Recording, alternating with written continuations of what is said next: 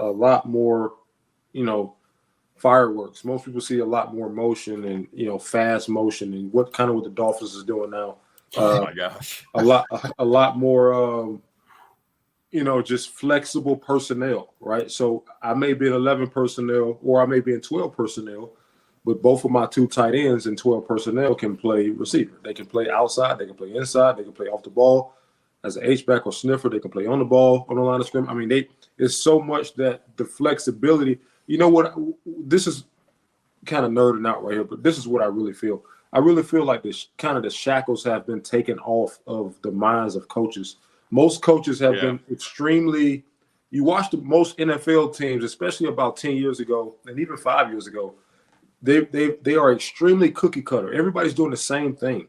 You know, it takes somebody like McVay or McDaniel or Shanahan, the son Shanahan, to really revolutionize this thing, man. And really, you know, I'm not saying older coaches weren't revolutionary when it comes to concepts and scheme and whatnot, but now offenses are so diverse and so multiple and so wide open that as a defensive coordinator, if you're not adapting, then you're getting 50 hung on you every week.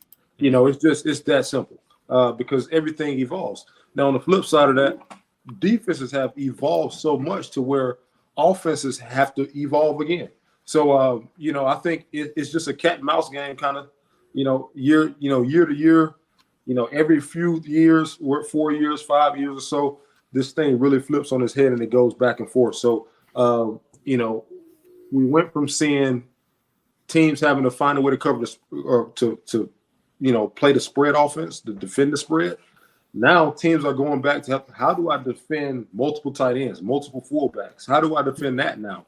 Because teams are evolving, they're changing. So, I heard Nick Saban say last week, he was talking about how now we figured out how to defend the spread. Offensive coaches are going back to more traditional, bigger personnels in football, older school football, right? Your tight ends, your fullbacks, running inside, running the power, getting back under center, right? I'm training quarterbacks now, and we have to. And it's funny how this works.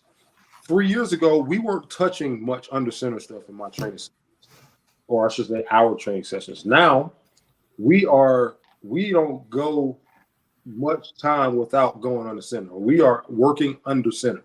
Because my offense that we run at the school I coach at, we play football under center. Very little, but we do it, right? When I first started coaching in 2017-18, nobody was under center in high school. Nobody. Now everybody's being multiple. So to make a long story short, his defense had to evolve, but at the same time, he's got new coaches, new ideas, new philosophies to where, naturally some of those ideas trump his old idea, so he had to take on that.